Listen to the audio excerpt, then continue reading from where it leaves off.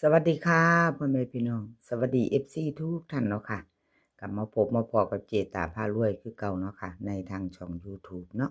กราบขอบคุญขอบคุณบ่ว่าจะเป็น FC เก่า FC ใหม่ค่ะที่เข้ามาติดตามรับชมรับฟังในทางช่องของเจตาพารวยเนาะค่ะคลิปนี้เจตาก็จะวางแนวทางของฮานอยค่ะฮานอยมีทุกมือออกทุกมือเนาะค่ะรูด3นอยในช่องของเจตาพารวยเห็นอยู่นี่ประวัติของเจปากแดงค่ะรูด3น้อยของเจปากแดงเป็นวันที่4ของหมู่บ้านนี่ค่ะเพิ่นก็เข้าไปอีก1รอบเนาะค่ะเป็นรอบของพิเศษรอบพิเศษ3ตัว613ข้างล่าง43แบบบ่ต้องกลับค่ะล่างของเจปากแดงเอา FC มีไปตามเพิ่นบ่น้อค่ะรูด3น้อยกับเจปากแดงเพิ่นเข้าอยู่เด้อค่ะ1รอบเจปากแดงเข้าทุกมื้อ ช่วงนี้เข้าทุกมื้อเด้อค่ะ FC จับตามองไว้ห้าน้อยของเจปากแดงเข้าอยู่เด้อค่ะเอามีประวัติมือเดียวงวดเดียวค่ะเป็นมื้อวานนี้เจตาให้เบิ่งงวดเดียวเนาะเจปากแดงค่ะเจปากแดงรูด3น้อยเนาะยังบ่ทันตามบ่ทันใดมาไปมื้อนี้ค่ะ3น้อยกับเจปากแดง3น้อยกับเจปากแดงค่ะเป็นวันที่5เนาะรอบแรกก็จะมีพิเศษค่ะพิเศษออก5:30ปกติ6:30 VIP 20:30ค่ะรูด3น้อยทุกวันเนาะเอาเตรียมแคปหน้าจอค่ะไผจะไปต่อกับเจปากแดงรูด3น้อยไผจะไปกับเพิ่นมื้อแลงเจปากแดงเพิ่นเดินอยู่เด้อค่ะแนวทางเพิ่นเดี๋ยวนี้เขาแทบทุกมื้อเนาะค่ะเจปากแดงเอาวิ่งรูดค่ะวิ่งรูดเจปากแดงให้มา8กับ4ค่ะ8กับ4 2ตัวค่ะ82 83 46 45เบิ่นก็จะมี88 3ตัว3หางค่ะ846 482 445วิ่งรูดเด่น4ค่ะวงกลมให้ตัวเดียวร่อง8 2ตัวเน้น82กับ46ค่ะ3ตัว482 3ตัวเน้นหางเดียวค่ะไผจะไปต่อแคปหน้าจอค่ะรูด3น้อยกับเจปากแดงเนาะค่ะขอบคุณเจปากแดงหลายๆค่ะที่ให้แนวทางมาวางทางช่องเจตาเนาะขอบพระคุณเป็นอย่างสูงชอบก็จัดขัดก็ผ่านเนาะค่ะ FC เลขทุกตัวเอามาวางเพื่อเป็นแนวทางโปรดใช้วิจารณญาณในการรับชมเป็นอย่างสูงรับชมรับฟังเป็นเพียงแนวทางเนาะค่ะพี่น้องหลุดไปก็กราบขอโทษขออภัยมาไปต่อค่ะไปต่อเป็นของเจตาพารวยของเจตาหลุดไปค่ะพี่น้องหลุดไปขอโทษขออภัย FC เนาะของเจตาบ่เดินบ่เข้าเนาะบ่เข้าเจตาขออภัย FC หลายๆไปต่อไปใหม่มื้อนี้ค่ะไปใหม่เจตาพารวย3รอบรูด3น้อยเนาะค่ะรูด3น้อยกับเจตาวิ่งรูดมี3กับ4ค่ะ3กับ4 2ตัว4หาง38 39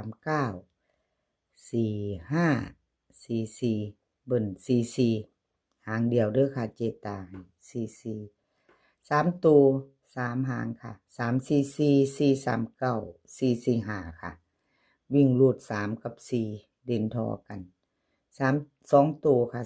39กับ45 3ตัว1หางค่ะเน้น439ค่ะแคปหน้าจอค่ะใครจะลองพิจารณาไปต่อกับเจตาเนาะค่ะเกิดขึ้นได้เมื่อพี่น้องมีเขามีหลุดเป็นเพียงแนวทางเนาะหลุดไปก็กราบขอโทษขออภัยไป ไปต่อค่ะไปต่อ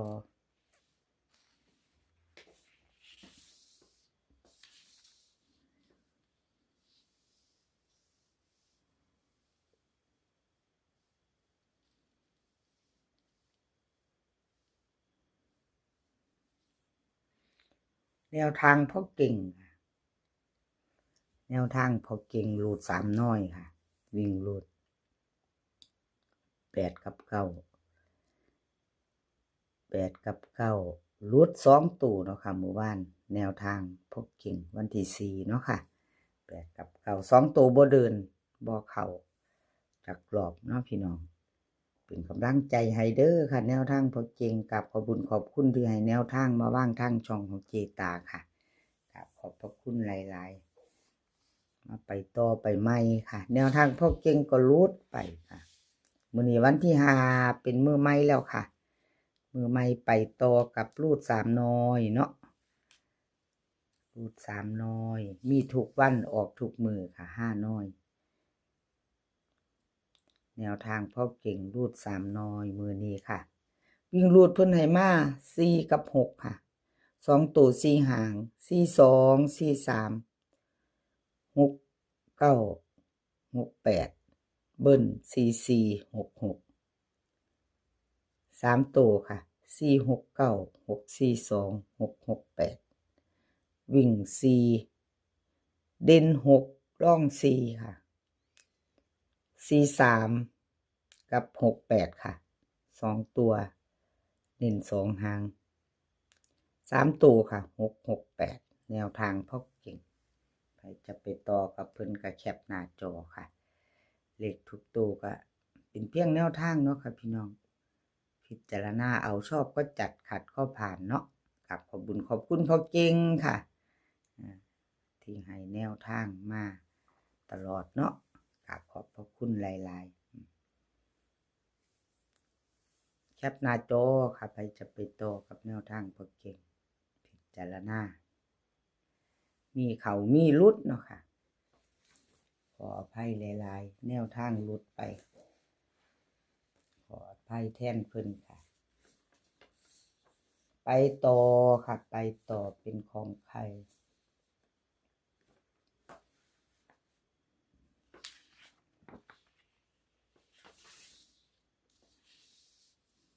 ไปต่อเป็นของไผ่อสมใจค่ะอสมใจคลิปนี้เจตาให้เบิ่งประวัติแค่งวดเดียวเนาะค่ะสำหรับ5น้อยเนาะ1งวดวันที่4ที่ผ่านมาเขาอสมใจก็หลุดไปบ่เดินเนาะค่ะบอกเขารูด3น้อยค่ะขอโทษขออภัย FC ที่เข้ามารับชมรับฟังเนาะค่ะแทนอสมใจที่แนวทางเพิ่นบ่เดินบ่เข้า2ตัวจับคู่บ่มีเนาะค่ะขอโทษขออภัยหลายๆมื้อนี้เป็นมื้อใหม่แล้วพี่น้องวันที่5เจตาให้กำลังใจคือเก่าค่ะเป็นกำลังใจให้กันและกันเหมือนเดิมกับขอบบุญขอบคุณอสมใจหลายๆเด้อค่ะที่ให้แนวทางมาวางทางช่องของเจตาเนาะค่ะกับขอบพระคุณเป็นอย่างสูงแล้วก็ FC ที่เขามาคอมเมนต์เนาะค่ะเขามากดหัวใจให้เขามากดไลค์กดแชร์ทางช่องน้อยๆของเจตาบ่ว่าจะเป็น FC ใหม่ FC เก่าเนาะค่ะกับขอบพระคุณหลายๆค่ะขอบพระคุณหลายๆมาส่งกำลังใจจ้ามาส่งกำลังใจครับเพิ่นว่าโอ้ดีใจครับขอบคุณหลายๆเด้อค่ะเอามาต่อค่ะมาต่อสมใจรูด3น้อยค่ะสมใจรูด3น้อยมือแรงวิ่งรูดค่ะเพิ่นให้มา3กับ5 2ตัว4หางค่ะ38 37 51 50เบิ้ล33กับ55ค่ะ3ตัว3หางค่ะ350 537 335วิ่งรูดค่ะเด่น3รอง5 2ตัวเน้น37กับ50ค่ะ3ตัวเน้นหางเดียวค่ะพี่น้อง350สมใจเพิ่นให้แคปหน้าจอค่ะใครจะไปต่อกับเพิ่น คลิปนี้ก็ขอให้พี่น้องโชคดีกับห้าน้อยมื้อแลงค่ะรูด3น้อยเนาะ5:30 6:30แล้วก็ VIP 1:30ค่ะขอให้โชคดีมื้อนี้ก็ขอให้มีความสุขค่ะขอให้สุขภาพร่างกายแข็งแรงกันทุกคนเดินทางไปไสก็ขอให้ปลอดภัยเด้อค่ะเดินทางไปขอให้มีโชคกลับมาก็ขอให้มีชัยคลิปหน้าพ้อกันใหม่ค่ะคลิปนี้ก็สวัสดีค่ะ